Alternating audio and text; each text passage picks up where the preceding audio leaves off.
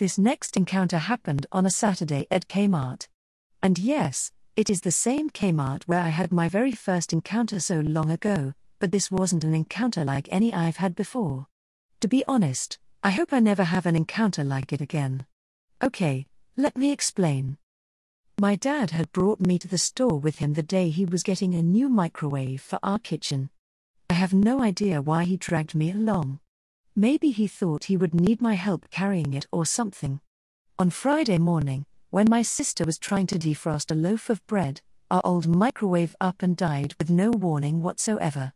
Now, my sister and I know why it died, but with a single glass at each other, we'd promised never to tell our parents why since we both knew what happened. When she put the frozen bread into the microwave, she had left the metal twist tie on it and didn't pay attention to it after hitting the start button. Boy, that little wire twist tie was sparking and shooting off a light show worthy of a Washington, D.C. 4th of July extravaganza.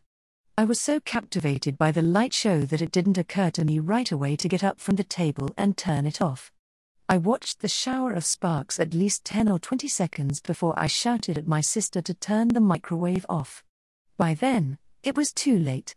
As she was reaching for the stop button, it made a clicking sound and turned itself off. Boy, you never smelled such a stink in your life. It was like hot metal, melted plastic and burnt toast. When Dad came to see what was making the awful smell, I think we both expected him to hit the roof, but instead, he said, "All right, which one of you two farted? And don't try to tell me it was your sister because I already know that girls don't fart." And he punctuated it by smacking me playfully on the back of my head. Luckily, my sister had the forethought to remove the loaf and toss it into the trash before Dad came in, so I don't think he ever knew just what caused the problem. Now, Dad is the sort of guy who can't just buy something. He has to look at every single model and compare every tiny aspect. I suppose that's a good thing, but not when you have to stand around waiting on him for hours. And I do mean hours. I was so relieved when Dad turned to me in the store and said, "You look bored. Why don't you go over to the sporting goods and I'll come get you when I'm ready?" I didn't even hesitate. I was off like a shot, weaving between customers' carts and racing down unoccupied aisles. Now, I have been begging my parents for a paintball gun for a while now, and every chance I get I like to go ogle them.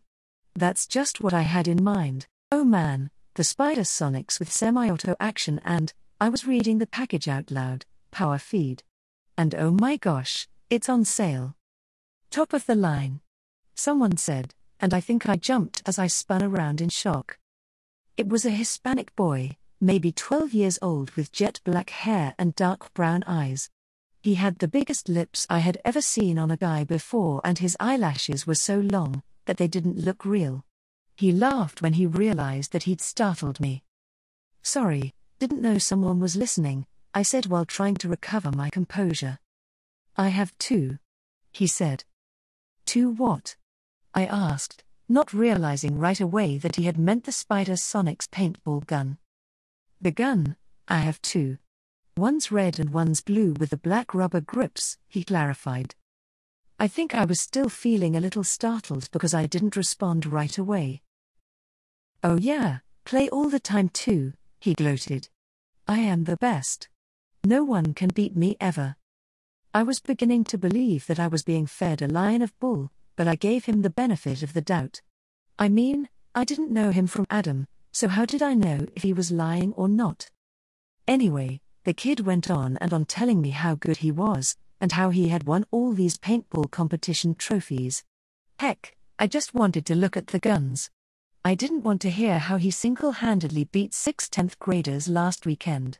He picked up a package of 4 blue and gold-colored paintballs. "See these?" he said, handing the package up to me. "These have a kind of pepper in them so that when you get hit, you really go down. Only the real experienced players use them.